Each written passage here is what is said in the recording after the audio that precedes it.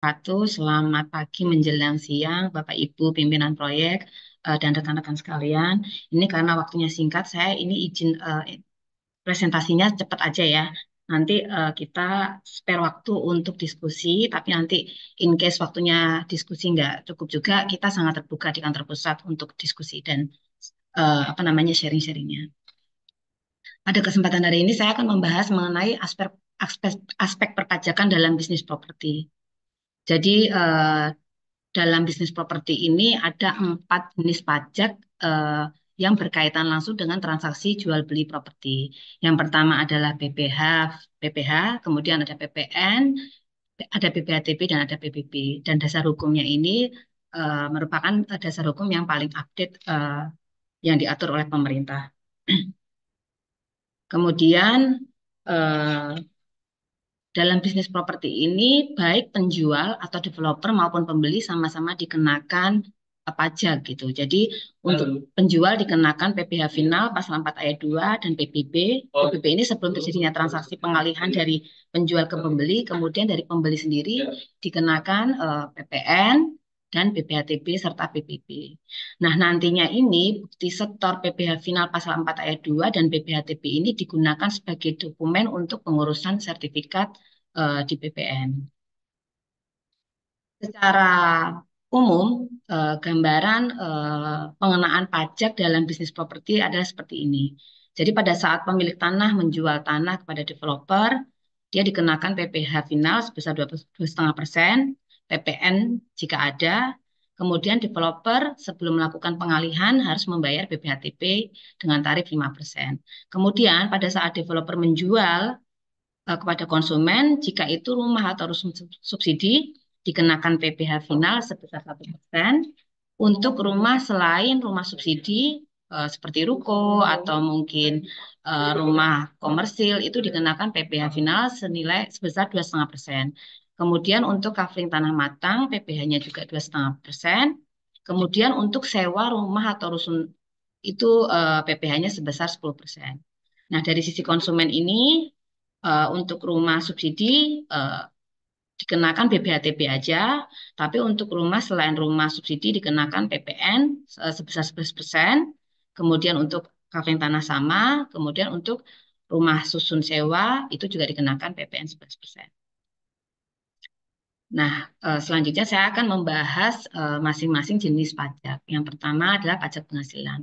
Pajak penghasilan ini eh, yang dikenakan sehubungan dengan transaksi pengalihan hak atas tanah dan bangunan ini bersifat final. Artinya pajak dikenakan dengan tarif tertentu berdasarkan dari nilai jualnya atau nilai transaksinya. Tarifnya ini ada beberapa, ada yang 1%, 2,5%, 0%, dan ada 10%. Tarif 1% ini untuk pengalihan hak atas tanah dan atau bangunan yang berupa rumah sederhana dan rumah susun sederhana yang mendapatkan fasilitas dibebaskan PPN sesuai ketentuan perundang-undangan yang berlaku di bidang perpajakan. Kemudian yang kedua adalah tarif 2,5%. Ini untuk pengalihan hak atas tanah dan atau bangunan selain pengalihan bangunan ataupun selain bangunan ataupun rumah sederhana yang dia dibebaskan dari PPN. Jadi artinya kalau dia pengalihannya rumah subsidi atau yang bebas PPN sudah pasti pajaknya 1%, tetapi untuk yang pengalihan rumah komersil, kemudian ruko ataupun rusun atau apartemen dia dikenakan PPh sebesar 2,5%. Kemudian tarif 0% ini untuk penyerahan kepada pemerintah atau badan usaha yang mendapatkan penugasan dari pemerintah. Dan 10% ini untuk sewa tanah dan atau bangunan. Jadi semisal beberapa proyek yang memiliki apa ya, eh, misalkan kayak di beberapa proyek itu ada ex kantor gitu ya. Ex kantor ini disewakan ke pihak ketiga gitu. Nah, ini dikenakan PPh finalnya sebesar 10%. Kemudian yang kedua adalah pajak pertambahan nilai. Pajak pertambahan nilai ini terdiri dari 2 tarif. Yang pertama 0% dan 11%. Jadi yang 0% ini eh, terkait dengan penyerahan atau persewaan rumah dan rumah susun umum yang memenuhi kriteria bebas PPN. Sedangkan untuk transaksi yang selain nomor satu tadi dikenakan PPN sebesar 11%. Nah, di Perumnas ini proyek itu ada kurang lebih sekitar 40-an ya. Dan itu ada dua tipe. Yang pertama PKP, yang kedua non PKP. Nah, proyek-proyek yang PKP ini mempunyai kewajiban untuk melaporkan eh, penjualan dalam SPT masa selama periode waktu tertentu gitu. Jadi artinya proyek-proyek yang PKP ini harus lebih aware terkait transaksi yang ada di proyek. Jadi artinya harus bisa menentukan nih apakah rumah ini bebas PPN atau tidak. Nah, itu nantinya wajib dilaporkan oleh proyek-proyek dalam SPT masa PPN-nya. Nah, ini adalah ketentuan atau kriteria rumah umum yang dibebaskan dari PPN. Ini mengacu kepada PMK yang terbaru yaitu Peraturan Menteri Keuangan Nomor 60 Tahun 2023. Kriteria yang pertama itu untuk fisik bangunannya, luas bangunan minimal 21 meter persegi sampai dengan 36 meter persegi. Kemudian luas tanahnya minimal 60 meter persegi sampai dengan 200 meter persegi. Harga jual tidak melebihi batasan harga jual yang ditetapkan. Nah, ini untuk masing-masing wilayah harga jualnya berbeda. Kemudian merupakan rumah pertama yang dimiliki oleh orang pribadi yang termasuk dalam kriteria masyarakat berpenghasilan rendah. Masyarakat berpenghasilan rendah ini ada batasan gajinya ya, batasan penghasilannya yang sudah ditentukan oleh Kementerian PUPera. Kemudian digunakan sendiri sebagai tempat tinggal dan tidak dipindahkankan dalam jangka waktu 4 tahun.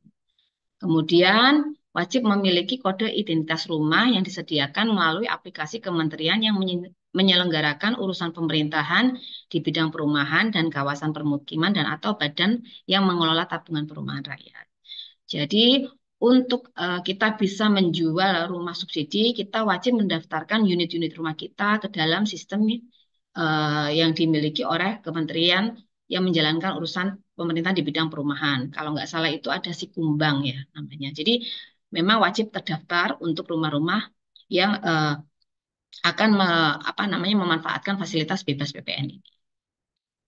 Nah, ini untuk batasan harga jualnya eh, di zona 1 Jawa itu 162 maksimal di tahun 2023, tahun 2024 166. Kemudian zona 2 Kalimantan kecuali Kabupaten Murung Raya dan Kabupaten Mahakam Ulu di tahun 2024 batasannya adalah maksimal 182 juta. Di Sulawesi, Bangka Belitung, Kepulauan Mentawai dan Kepri kecuali Kepulauan Anambas ini harga jualnya maksimal 173 juta. Kemudian Maluku, Maluku Utara, Bali dan Nusa Tenggara, Jabodetabek Kepulauan Anambas, Kabupaten Murung, Kabupaten Mahakam Ulu ini maksimal di 185 juta. Kemudian di Papua ini batasan maksimalnya adalah 240 juta. Nah, ini mungkin catatan ya bagi Bapak Ibu PM maupun rekan-rekan di proyek. Pada saat kita menjual rumah subsidi standar, secara kriteria, secara harga, dia sudah memenuhi kriteria rumah bebas PPN. Tetapi ternyata karena dia rumahnya posisinya di HUK, itu ada kelebihan luas tanah.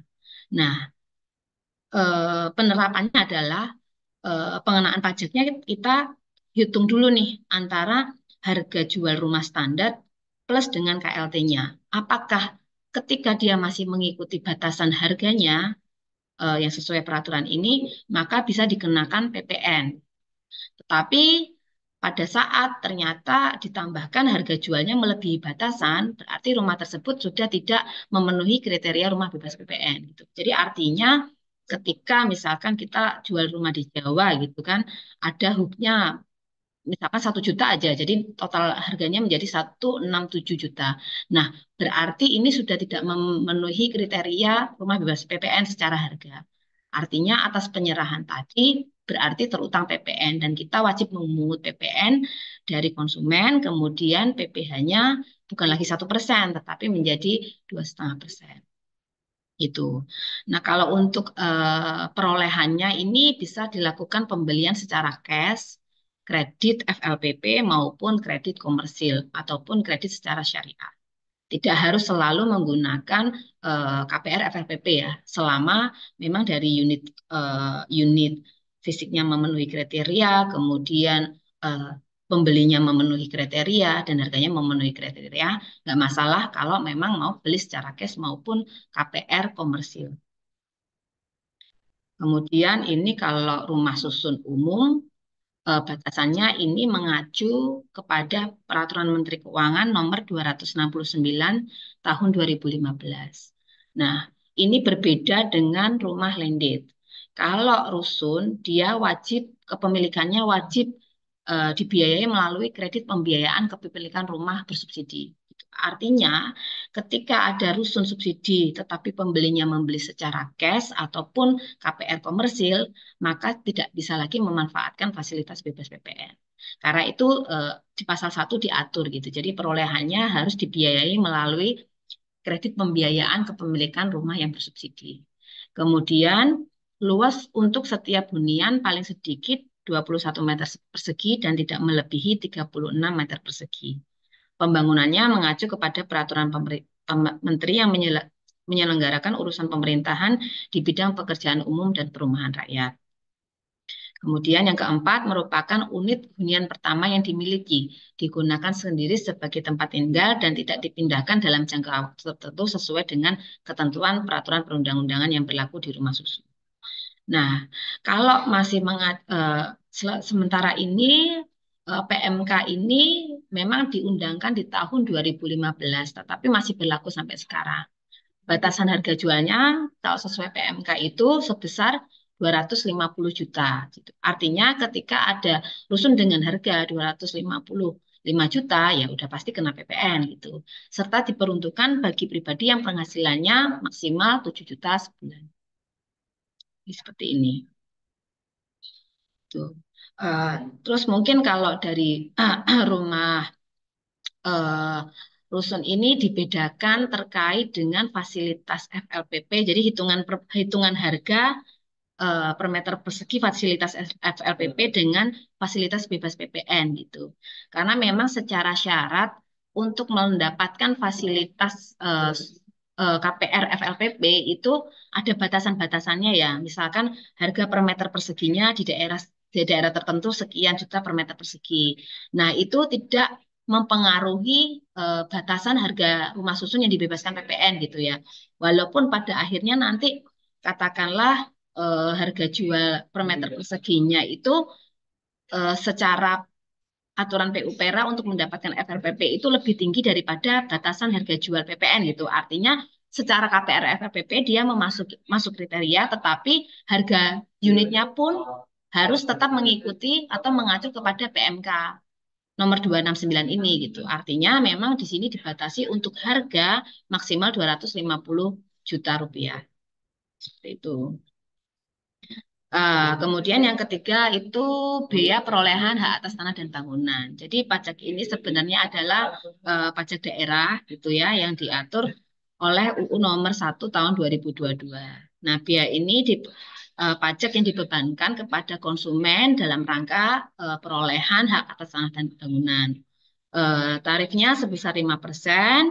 Kemudian cara perhitungannya adalah tarif 5% dikali nilai transaksi dikurangi NJOP TKP. NJOP TKP ini merupakan ada nilai jual objek pajak tidak kena pajak. Nah, ini besaran NJOP di masing-masing daerah ini berbeda dan itu diatur dalam peraturan daerah. Dan di beberapa daerah pun berlaku pengenaan BPHTB secara progresif gitu. Jadi artinya ketika pemilikan rumah pertama dengan rumah kedua ini tarifnya akan berbeda. Kemudian yang terakhir adalah pajak bumi dan bangunan. Pajak bumi dan bangunan ini dikenakan atas kepemilikan bumi dan bangunan. Subjek pajaknya bisa berupa orang pribadi maupun badan yang memperoleh manfaat atas bumi dan bangunan. Dasar pengenaan pajaknya adalah nilai jual objek pajak di mana besarnya NJOP ini penetapannya menjadi wewenang pemerintah daerah. Nah, ini akan diatur kembali dalam perda di masing-masing daerah. Dasar perhitungannya menggunakan nilai jual kena pajak yang ditetapkan serendah-rendahnya 20% dan setinggi-tingginya 100% dari NJOP. Tarif PBB tunggal yaitu 0,5%. Kemudian cara perhitungannya adalah tarif PBB dikali persentase NJKP yang tadi serendah-rendahnya 20% dari nilai jual objek pajak setelah dikurangi NJOP TKP.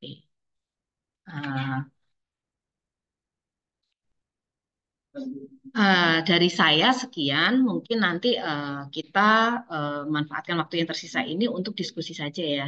Mungkin dari Bapak Ibu rekan-rekan sekalian ada yang ingin disampaikan atau didiskusikan, silakan.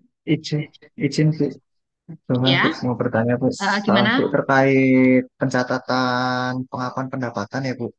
Sebenarnya sih Mhm. kemarin saya udah tanya di sesinya apa yang dengan mentoring itu Bu. Cuman saya pengen tahu dari sisi keuangan sih Bu. Jadi gini Bu, di Jambi itu kan asal PP kan plafonnya di apa namanya ajuan harga jualnya kan maksimal di 166 juta ya Bu. Tadi seratus yang enam Ibu puluh enam lihat ya. di tengah 166. Nah, 166 itu plafon kredit kita di 160 Bu. Nah, Mhm. terhadap 160 ini kita masih ada selisih dari BRP. Nah, itu yang kita manfaatkan untuk biaya proses Bu. Cuman kalau di FLPP itu kan harga jualnya yang di state di AJB Bu nggak boleh di Mhm. bawah plafon. Jadi minimal kan di 160. Mhm. Otomatis BPHTB dan PPh aku terhadap 160 ya Bu. Nah itu sudah kita hitungkan masih masuk Bu terhadap biaya selisih biayanya itu. Mhm. Nah itu pencatatan pendapatannya itu terhadap 160 atau terhadap harga bottom Bu? Terhadap harga AJP. BRP, sorry. Nah, jadi kita ini kan A- kalau sesuai PSAK 72 itu kan pengakuan pendapatan di bidang properti ini kan ada sampai dengan serah terima ya, AJB ya artinya ya, AJB. Mm-mm, Nah, mm-mm. di AJB itu yang menjadi dasar kita menghitung pengakuan pendapatannya berapa, kemudian pajak yang dibayarkan berapa ya dasarnya AJB gitu. Karena pun nanti pada saat pengurusan sertifikat di BPN konsumen pun membayar BPHTB itu dasarnya dari AJB gitu. Jadi artinya memang harus inline nih antara AJB, pengakuan pendapatan, kemudian pajak-pajaknya. Itu dasarnya memang yang paling benar adalah yang paling kuat adalah AJB. Iya, izin Bu, meskipun di dalam 160 itu ada biaya yang kita keluarkan Bu, termasuk misalkan biaya KPR, Ya, biaya notaris AJB yang kita keluarkan ya Bu. Dari iya, Perumnas maksudnya, bukan iya. dari Jadi gini, konsumen sih Bu. uh, jadi kan sebenarnya kan itu kan sebenarnya kayak gimmicknya kayak harga jual all in gitu ya. Iya, betul Bu. Nah, harga jual all in ini kan sebenarnya adalah kita membantu konsumen ya, membantu konsumen untuk bisa KPR atau mungkin mempermudah KPR kalau memang kan dia nggak punya uang muka dan sebagainya gitu. Nah, seharusnya pada saat kita membuat gimmick harga jual all in, ini sudah harus ada perhitungan nih dari proyek. Karena kan pajak ini kan sifatnya final ya. Jadi sekian persen dari nilai penyerahan atau nilai pengalihan gitu. Artinya ketika harganya naik berarti ada kenaikan pajak juga yang harus kita bayarkan.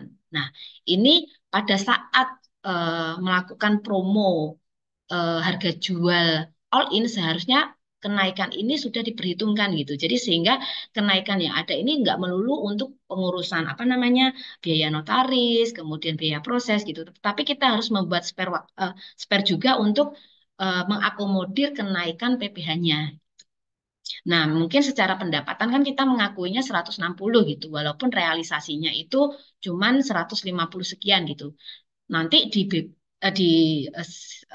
dari segi biaya di HPP dicatatkan lagi nih biaya selisihnya itu gitu. Jadi kita nge-gross up nih, pendapatan kita gross up gitu juga biayanya kita akui gitu kira-kira. Jadi Oke Bu, katakanlah kita terima mengaku kasih. pendapatan 160 nih, tapi ada 4 juta itu merupakan biaya proses ya. Itu masuk ke HPP sebagai biaya proses atau biaya apa gitu. Jadi matching cost against revenue-nya dapat gitu. Oke, oke Bu, terima kasih Bu. Nah, mungkin ada pertanyaan lain dari rekan-rekan yang lain mungkin.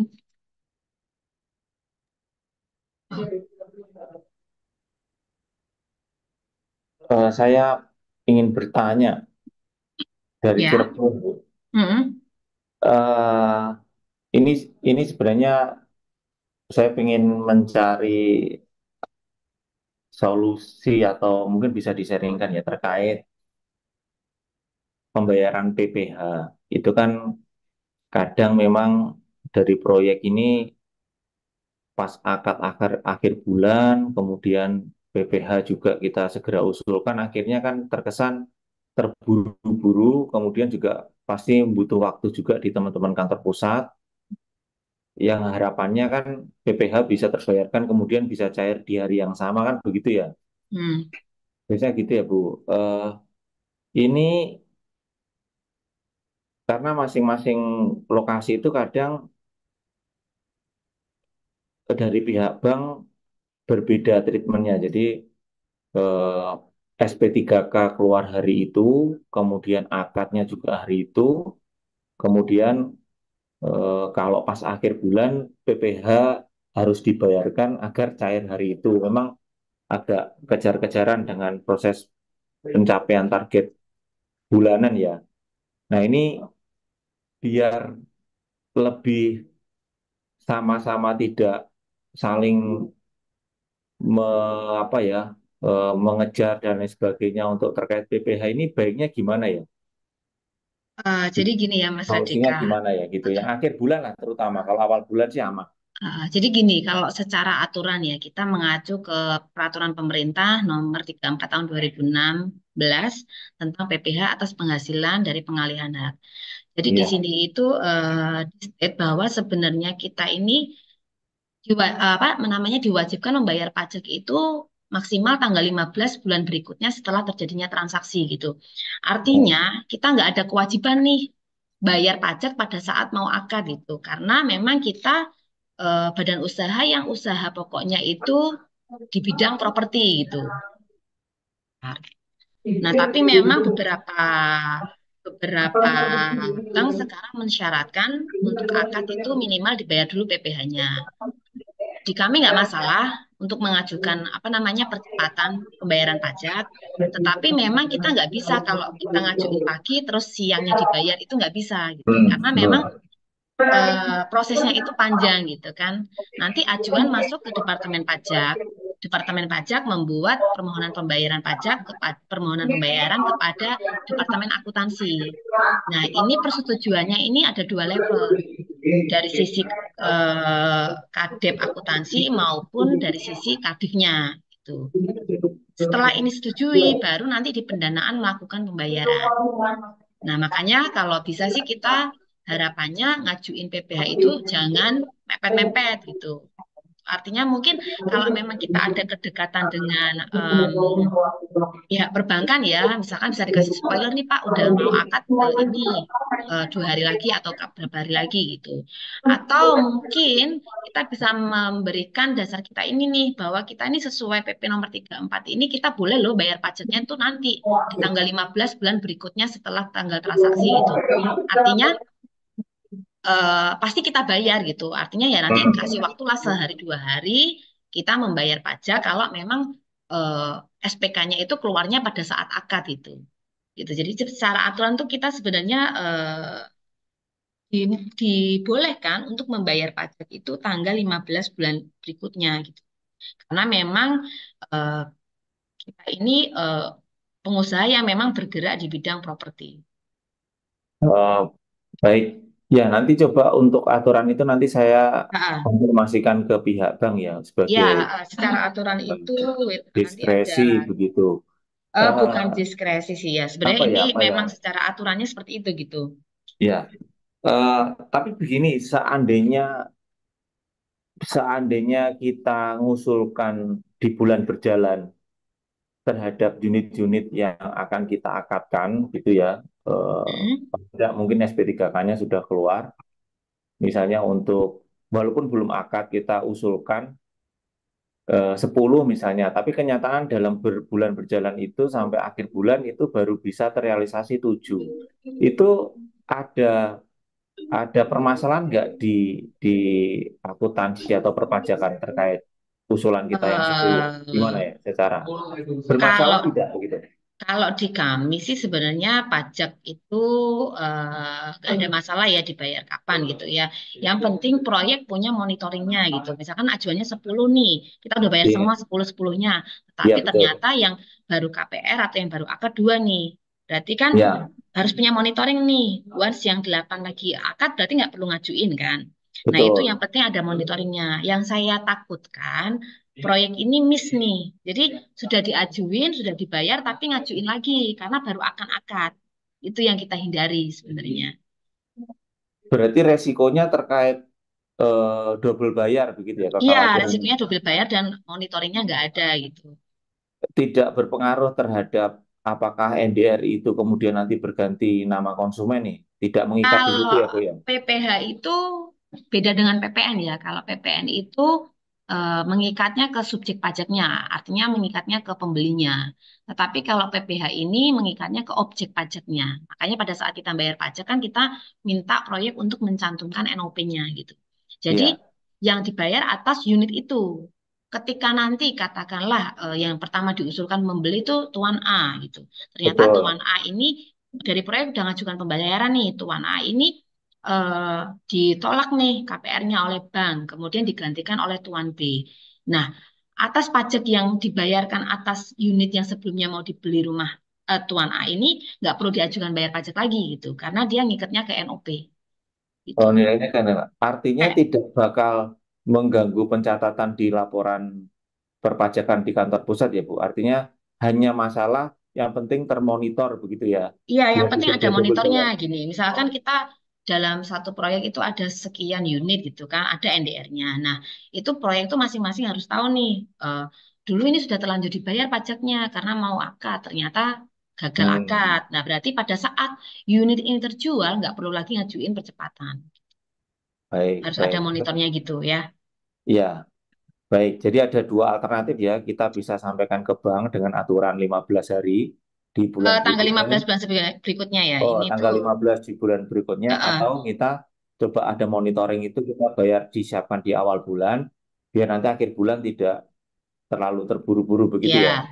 nih, Baik. ini di pasal berapa nih? Di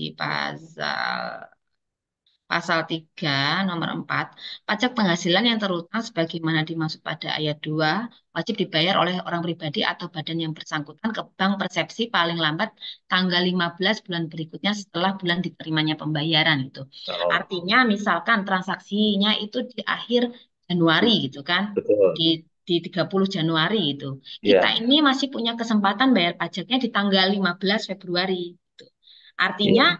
dengan aturan ini kita nggak wajib sebenarnya melakukan pembayaran PPh sebelum akad itu. Tetapi Artinya memang kita, kita ya. fasilitasi nih kalau memang proyek untuk Oke. beberapa bank mensyaratkan ini Bu, oke kita bantu Iya. fasilitasi, tetapi memang kita mohon maaf nih kalau ajuannya terlalu mendesak pun kita prosesnya juga nggak bisa Iya, langsung bayar karena memang prosesnya ini panjang ya, nggak cuma dari betul, betul. keuangan, di keuangan ini ada beberapa departemen yang terlibat gitu, dari Ya. departemen pajak, akuntansi, kemudian di departemen pendanaan Ya gitu Bu, sih. sebenarnya kami menghindari yang itu tadi. Jadi di hari yang sama kemudian kita meminta pembayaran di sama, saya menghindari begitu dengan Hmm. kantor pusat. Kalau ada alternatif yang tadi, setidaknya mungkin kita bisa pakai alternatif yang tadi itu. Hmm. Ya, Biar sepertinya enggak, kalau misalkan PD di dalam 1 bulan ini kita mau akad 10, kemudian diajukan di betul, awal bulan semua 10 gitu. Nggak masalah, betul. silakan diajukan. Selama itu cash flow-nya tersedia, kita pasti bayar gitu lah. Apalagi ini kan Baik. untuk mengenerate cash in ya. Tetapi Ya, memang catatannya proyek harus tahu nih, ketika ngajuin 10, tetapi pada saat nanti realisasinya nggak 10 kan berarti harus udah tahu nih unit-unit mana saja yang sudah dibayar pajaknya gitu. baik, Artinya jangan sampai terjadi double pembayaran pajak gitu. Karena baik. PPh final Baik. ini kan beban kita ya. Artinya semakin Betul, kita telah double bayar itu kan kerugiannya di kita gitu. Beda dengan betul. PPN maupun BPHTB. Ya, Seperti baik. itu. Terima kasih, Bu. Sama mungkin ada pertanyaan lain dari eh, Bapak Ibu proyek lain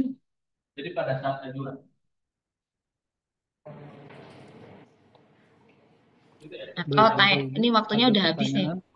pertanyaan? Oke, Baik, mungkin nanti kalau ada pertanyaan oke. bisa langsung ke Nah, Departemen Bulan Pajak pajak ya, ya, kita Bu sangat Sari. terbuka ya, maksudnya mau sharing, mau diskusi, silakan anytime. Selama itu jam kerja kita pasti respon. Mungkin sekian dari saya ya, Bapak Ibu. Terima kasih atas diskusinya. Waktu dan tempat saya serahkan kembali kepada Mas Faiz. Terima kasih Bu Sari, terima kasih Bapak Ibu. Mungkin ada beberapa dari Bapak Ibu yang sudah masuk ke waktu sholat. Kita akhiri saja untuk hari ini. Sambil mengingatkan juga nanti di tanggal 13 minggu depan rencananya akan kita blast lagi untuk kelasnya Burut terkait sales dan marketing. Baik, Assalamualaikum warahmatullahi wabarakatuh. Selamat siang, terima kasih banyak teman-teman semua. Saya Terima kasih, izin tutup. Oke. Bu Sari, Pak Ya, Rais, terima kasih.